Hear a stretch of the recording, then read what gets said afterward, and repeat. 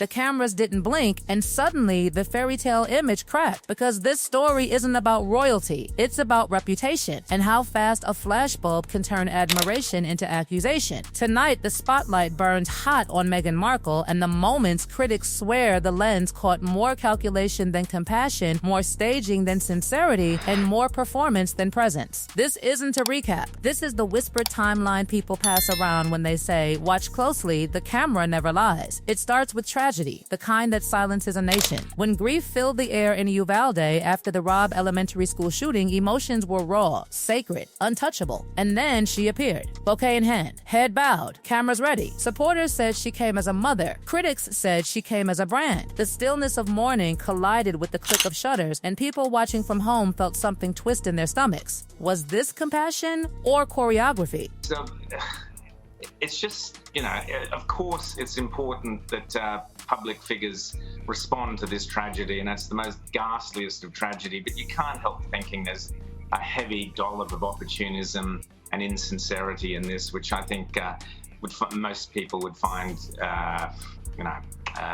not to their liking. That clip, the slow walk, the careful placement of flowers, the deliberate pause, became gasoline on a fire that was already burning online. Comment sections exploded. Some called it a heartfelt gesture. Others called it a photo op wrapped in sorrow. And once that doubt enters the frame, every movement gets replayed, slowed down, zoomed in, dissected like a crime scene where the weapon is a camera lens. Then there was the moment at a public event when she posed beside a boy in a wheelchair. Viewers didn't just see a photo. They saw positioning. They saw angles. They saw a child who couldn't advocate for himself becoming the center of a debate he never asked to be in. Was it kindness? Was it optics? The internet jury split in seconds, and the freeze frame lived forever. And just when the dust began to settle, the internet detectives rolled out their magnifying glasses over another image, a baby photo that sparked bizarre speculation. Fingers looked odd. Proportions looked strange. Threads multiplied. Side-by-side comparisons appeared like digital conspiracy boards. Some insisted it was harmless editing. Others spiraled into claims of manipulation. True or not, one thing became clear. When people already doubt your authenticity, even a family snapshot becomes evidence in a trial you didn't know you were on. The tension didn't stay online. During a royal tour in South Africa, cameras captured an interaction that critics still bring up with raised eyebrows. A group of women sharing personal stories, emotions heavy in the air, and then a sudden shift toward arranging a seated photo moment. Viewers said it felt abrupt, staged, like the human moment got nudged aside so the visual moment could step into frame.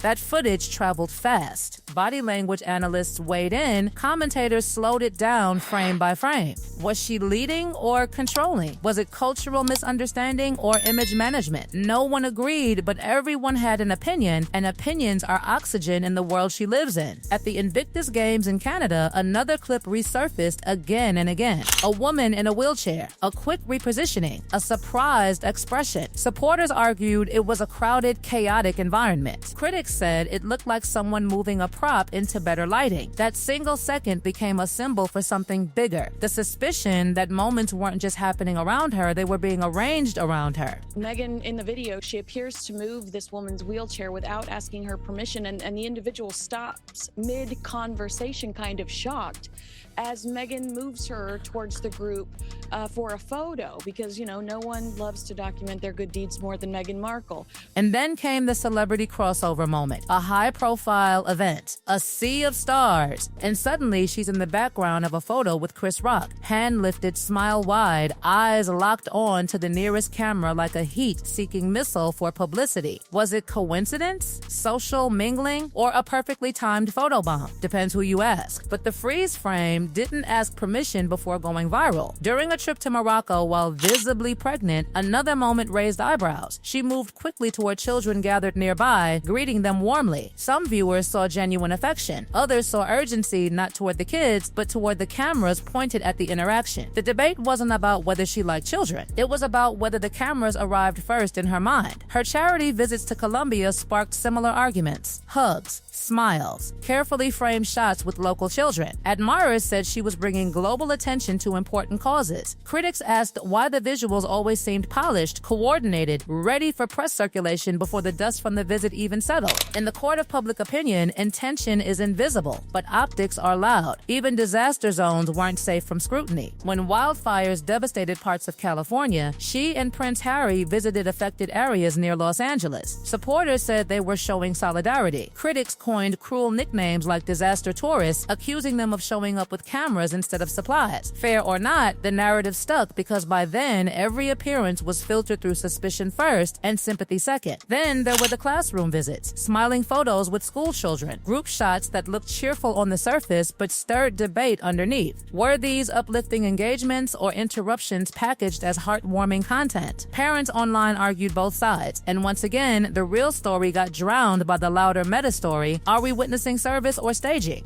Her evolving stance on privacy added another layer. For years, fierce protection around her children. Then, occasional carefully curated glimpses online. Some fans were thrilled. Critics cried hypocrisy. In today's world, changing your boundaries is human, but when you're famous, every change becomes a headline and every headline becomes ammunition. And hovering over many of these debates is a name that carries emotional weight across generations. Princess Diana. Fashion parallels, pose similarities, photo recreations that some view as tribute and others see as imitation. A Harper's Bazaar shoot intensified the chatter with side-by-side comparisons flooding timelines. Admiration or appropriation, inspiration or strategy, the argument never ends because Diana's legacy isn't just history, it's mythology. By now, every public step, every wave, every hug exists in two realities at once, the moment itself and the internet's version of it. And in that digital courtroom, the verdict changes daily. That's only half the story though, because the most talked about moments, the ones that pushed public opinion from doubt into full-blown suspicion, are still ahead. And here's where the whispers turn into full-blown side-eyes, because the later moments didn't just raise eyebrows, they practically launched them into orbit. By this point, every public appearance felt less like a visit and more like a production, at least according to the loudest critics watching from behind their screens with pause buttons ready. There was that walkabout hug, the one that looked on the surface like a spontaneous emotional connection, a young woman in the crowd,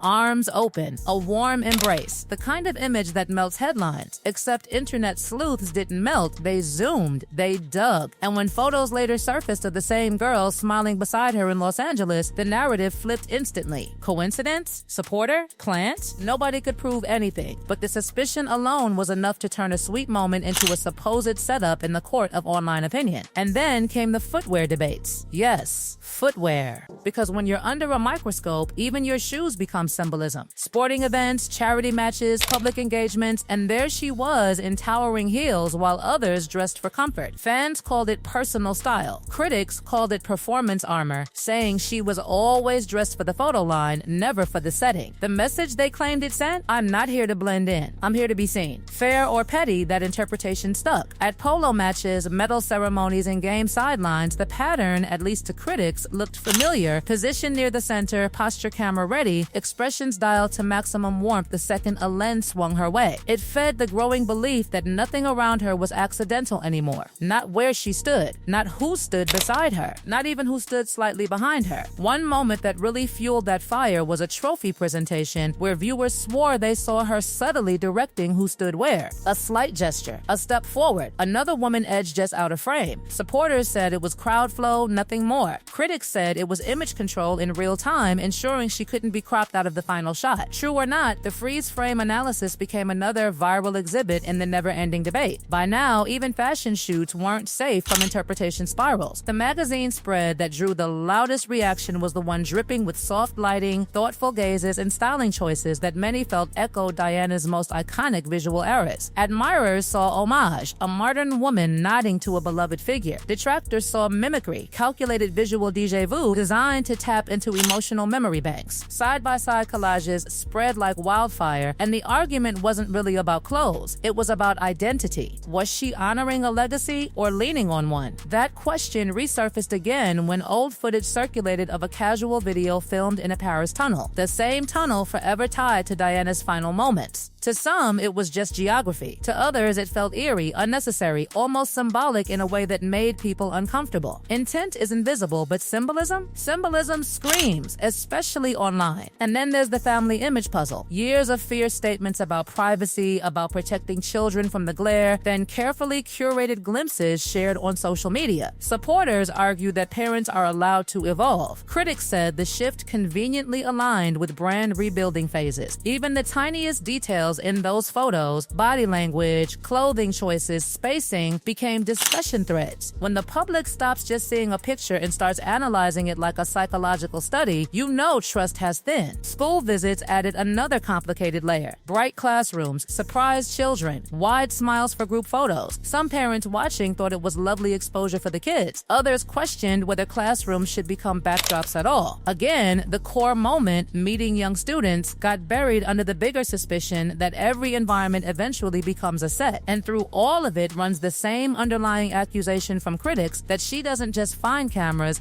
find her because she's always camera ready. They say her awareness is constant, like she can feel a lens turning toward her the way some people feel a drop in temperature before rain. Admirers call that media training. Critics call it obsession. The truth probably lives somewhere messier in between, but nuance rarely trends. What makes these moments explode isn't just the action, it's the contrast between expectation and perception. She entered the global stage as a symbol of freshness, compassion, modern empathy. So when even one interaction feels rehearsed to someone watching, the disappointment hits harder than it would for a celebrity who never claimed depth to begin with. The pedestal was high. The fall, even if only in public opinion, feels dramatic. And yet, for every critic dissecting a hand placement, there's a supporter insisting the scrutiny is unfair, even cruel. They argue that every public figure manages optics, that kindness doesn't become fake just because a camera is present, and that no one could survive this level of microscopic judgment without looking staged sometimes. That defense is loud, passionate, but so is the opposition, which means she exists in a permanent tug of war, where every smile is both praised and questioned in the same breath. By the time you line up all these moments, the memorial visit, the wheelchair repositioning clip, the celebrity photobomb chatter, the charity hugs, the Diana comparisons, the classroom photos, the trophy line shuffle, a pattern emerges in the eyes of critics. Not necessarily a proven scheme, but a feeling. And feelings drive narratives faster than facts ever could. That's the real story here.